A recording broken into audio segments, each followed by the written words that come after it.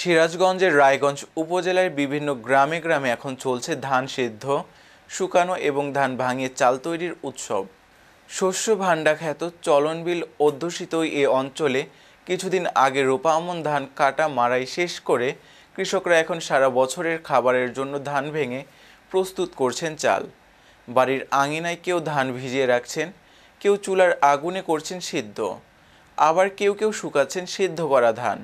সরেজমিনে উপজেলার আবুদিয়া, পুল্লা, ফরিদপুর সহ বিভিন্ন গ্রাম ঘুরে দেখা গেছে কৃষকদের ব্যস্ততার এ চিত্র।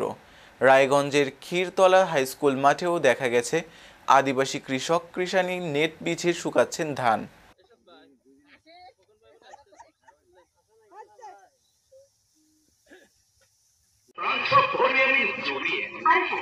কথা মনে আছে তো?